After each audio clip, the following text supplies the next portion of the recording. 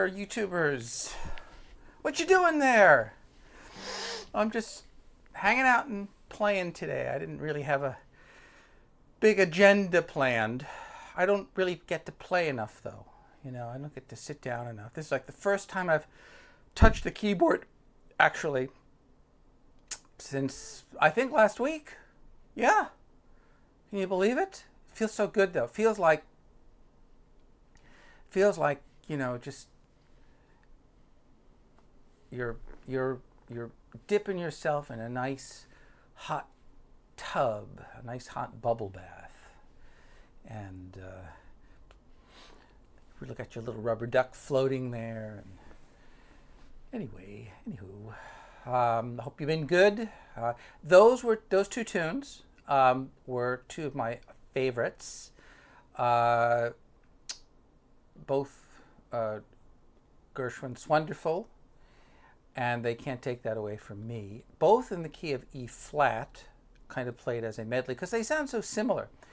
And they are, in a sense, they are similar. Sometimes, I don't know if this ever happened to you, but sometimes in the middle of a tune, I forget what song I'm playing, and I almost think I'm playing another song, and that just kind of what happened at one point in my life when I put these two tunes together.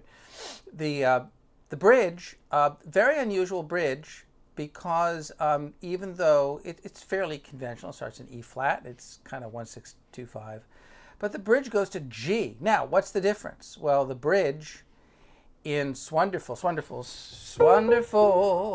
marvelous, you should care for me. If you've never learned the lyrics, learn the lyrics. They're really wonderful.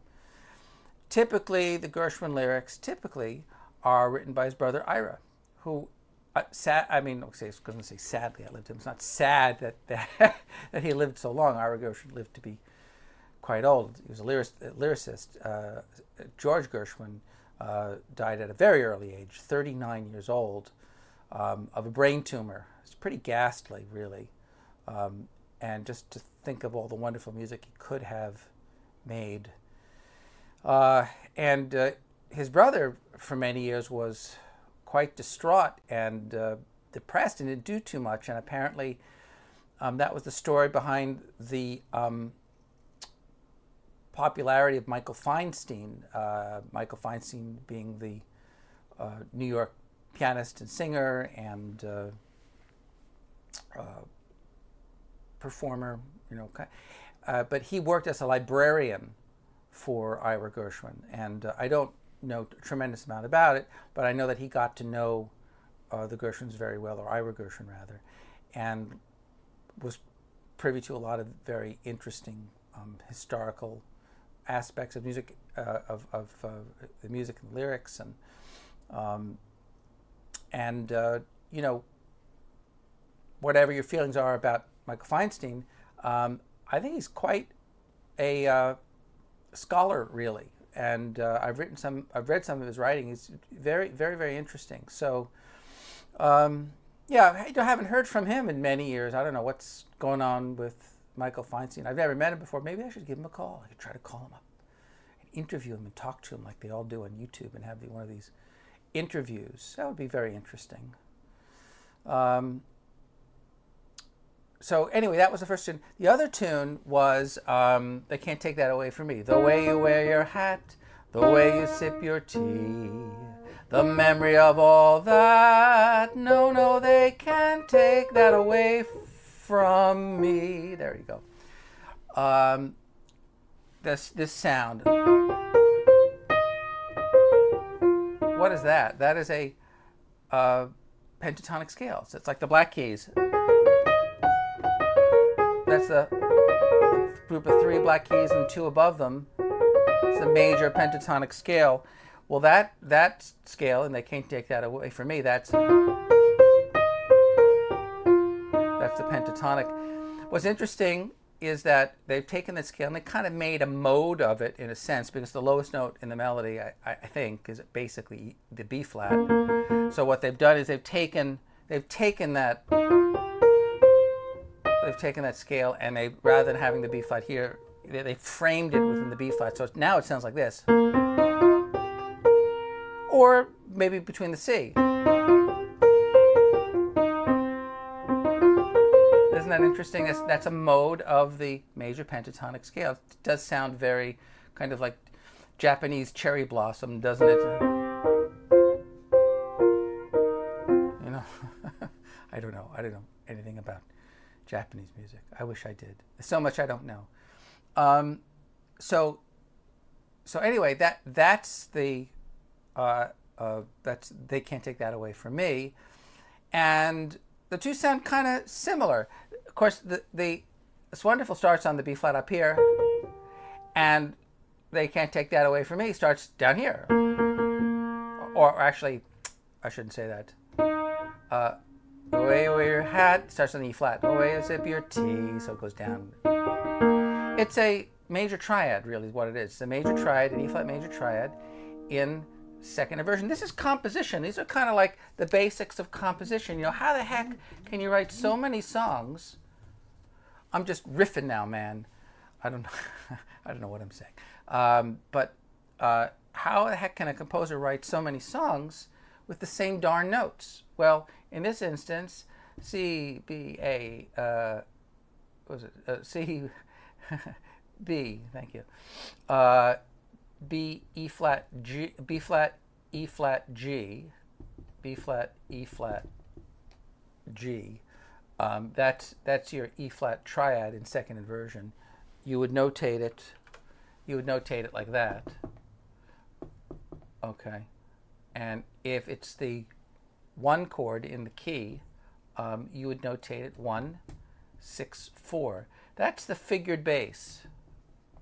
And if you don't know figured bass, you should learn it, because it's about 400 years old, and you will never be able to understand any music theory book if you don't know it. And it's very simple though, because it makes a lot of sense. This is E flat major, okay? These are all thirds. That's a third, and this is a fifth. And then if you play this, okay, well that's the first inversion. You take the lower note, play an octave higher, okay? This is a sixth. 1, 2, 3, 4, 5, 6. Okay, and this is a 1, 2, 3. That's a third. So first inversion would actually be just 1, 6. We don't refer to that, but the 6 refers to this interval. And then the second inversion, this is a 6. 1, 2, 3, 4, 5, 6 in the key of E flat, and 1, 2, 3, 4. That's a fourth. That's where the 6, 4 comes from. One. And why Roman number 1? Well, 1 E flat is the first note in the key of B flat, E flat. Did I do that right? No, I didn't. I did? Yes, I did. Okay, B flat, E flat, and A flat. I just got to move the E flat over to make it look like it makes more sense. There we go. That's our key signature. That's the key of E flat, and that's how you feel comfortable in a key. So, the way your hat, the way you sip your tea. There's the memory of all that, just all that, right? And this is wonderful, it's marvelous, you should care for me. I mean, that's just the root position, E flat. Okay, that's how you write a root position chord, right? That's just the one chord. But then, both of these songs, very interesting.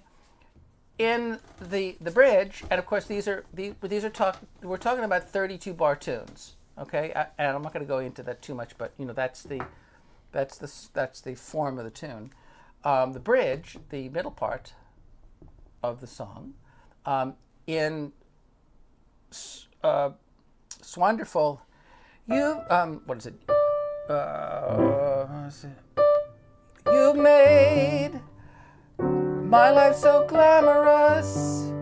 So that's the key of the. By the way, "Swonderful" is an abbreviation. It's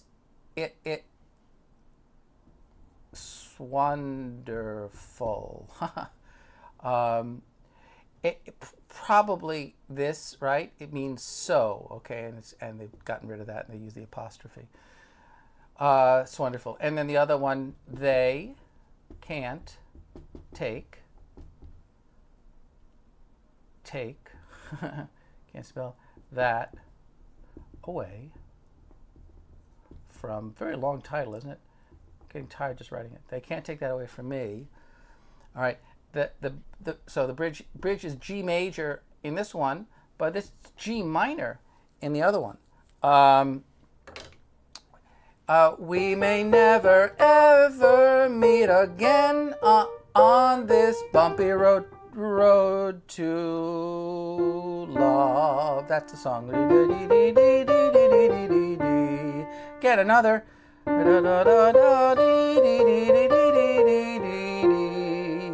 Another kind of pentatonic sound. Not that hard, right? This potentially might be a B flat major pentatonic scale. We may never. There's the A natural, but this is a passing tone. I think never ever meet again on this bumpy road to love. And kind of a mode minor sound, and that's kind of nifty. So it makes a nice medley because there's a lot of similarities, but then when you get to the bridge, you have this, very stark difference. And of course, what makes it so unusual? Well, you're going up a third. That just doesn't happen a whole lot in music, as far as I can see. To start in a key like E flat and go up. Go up. Did I say minor third? I hope I said major third. But to go up any kind of a third, major or minor, that would be a major third. You go up a major third to G. Now, how do they do that? Well, the same way pretty much every composer does that. How do you transition? How do you modulate to a new key? So the word is modulate, right? To a new key. How do you do that? Well, you do it by using a secondary. We talked about this. A secondary dominant. And the dominant meaning 5, the 5 chord. Why secondary? Well, because it's not a primary chord, right? The primary chord of the primary chords in E flat. Those are our E flat, A flat, B flat, E flat, and the 5 chord.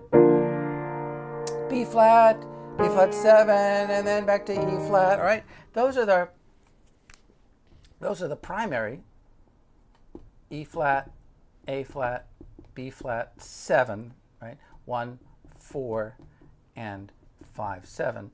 But the secondary chords, well, anytime you have a dominant 7, right, the chances are it's functioning as a 5 chord in some key. So if you're going to go to G, if you're going to go to the key of G, how do you get there? Well, you've got to count up 5 notes in the alphabet. G, so remember, starting over again with A, B, C, D. Okay, that's basically 5. I said B in the key of B major, B, in the key of B, in the key of G major, B, in the key of G minor, it would be B flat. It really doesn't matter in this instance because you're going to get the same answer no matter what. But it has to be a D7 chord of some kind. That's your secondary dominant. Okay, that's the chord that you want. Now, here's the interesting thing. The tonic in a major and minor key is the same, a G and G. Okay, dominant's the same, and that's why, remember, when we're playing in a minor key, okay, we use what scale? There's 3 minor scales. Okay, well, of the 3, natural minor, harmonic minor, melodic minor, we're going to use the harmonic minor. Why? Because it's for the harmony. All right, it is an artificial. Oh, what happened there? Oh, the lights went out. Hey, sorry about that. Hi. It's an artificial scale. What makes it an artificial scale? Well, a natural minor simply means that it shares a key signature with the major, right? And there are no accidentals. There's no changes, okay, at all. That's the natural minor. Well, that's not going to work in this instance. E flat, key of E flat major, okay? E flat major. Well, actually, we're not doing relative minor, are we? We're doing the relative, because the relative major of G is B flat. Right? You know what? I just thought of something. I just kind of had a little epiphany. Why does it sound good that we're going up a third to a new key because we're modulating? Is it just the fact that we're using the dominant chord? Well, you know, 1 5 1 G D G or G minor D G. See, the 5 chord is the same, but why does it sound good? Interesting. The relative major is a fifth, is B flat, which is a fifth above E flat, a fifth or a fourth. That's a very powerful musical relationship. Now it's a bit oblique, right? But nevertheless, that could very well be, that could make a really good case as to why a seemingly oblique or unrelated key will work, because the underlying relative major in relation to the original key is a fifth above. Okay. So anyway, let's just kind of examine that scale, because I have to really mention this. This is a very critical piece of music theory information that you guys have to know. G, A, B flat, C, D, E flat, F sharp, and G. That is your, right? That is your G. That's your G harmonic minor scale. Okay. And it's harmonic minor because of this note right here, ratya. That's the sharp seventh. That's your raised seventh. Why is it a raised seventh? It is a raised seventh, raised a half step, because there is no F sharp in the key signature. Okay, it's F natural, so that's why we raise it. But we raise it for a reason. We raise it so that the dominant chord will be justified so that it can function as essentially a major chord, right? So a D chord, the dominant 1, 1, 2, 3, 4, okay, 5, always got to be major, whether it's a minor key or a major key. What did I do? 1, 2, 3, 4, 5. Yes, true D. Okay, G, A, B flat, C, D. Okay, E flat, F sharp, G. Right. But this dominant chord, this is going to be a D chord. It's going to be D, F sharp, A, and then if it's the 7th chord, you'll have the C, D, F sharp, A, C. You got, so this note in the chord, this, right, that's where it comes from. That's why you need it. And what people get confused about with minor keys is that they don't understand that you don't literally play, you don't really literally use that in the scale. Typically, if you're playing in a minor key, you will play an F natural, actually, okay?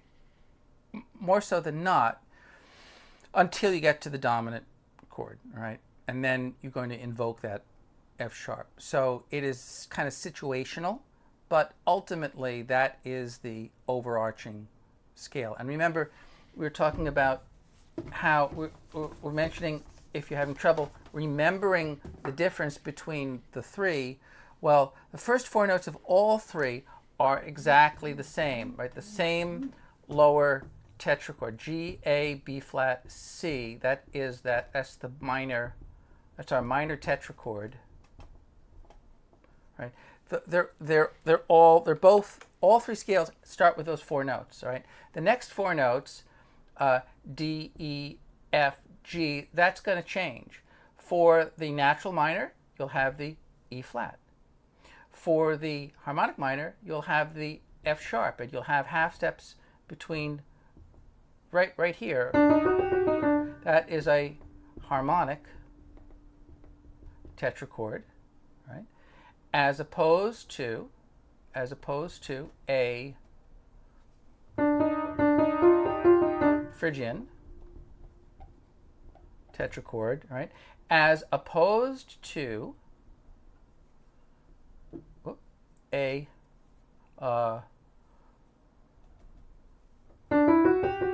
major, right? That together, that is our melodic minor. That is our G melodic minor, right? And we don't go down. We don't do that. Why? Because it sounds major. So when we go down, we use the scale that we never use, which is we use the natural minor. And you know, it will just become evident to you when you encounter that. You know, you'll just hear it. In the Mozart C major sonata, was it?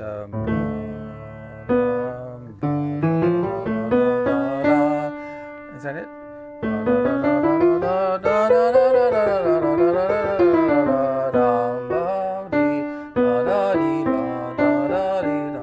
That's the Mozart first movement of the Mozart C major sonata, but you have this melodic minor scale, D melodic minor.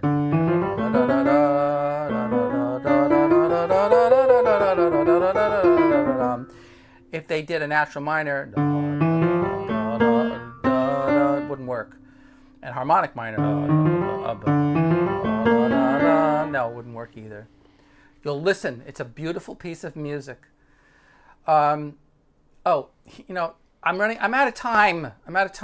So I'll talk about the rest next week. Or you can write to me and ask. But the 2 chord is different in a major and minor key for you guys.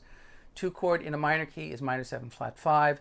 2 chord in a major key is minor 7. Why? Because of the E in the chord. That's an A minor 7. That's A minor 7 flat 5. It's this note here, right? There's no E flat in the key of E major. Okay, that's it. I'm out of here. Have a nice week.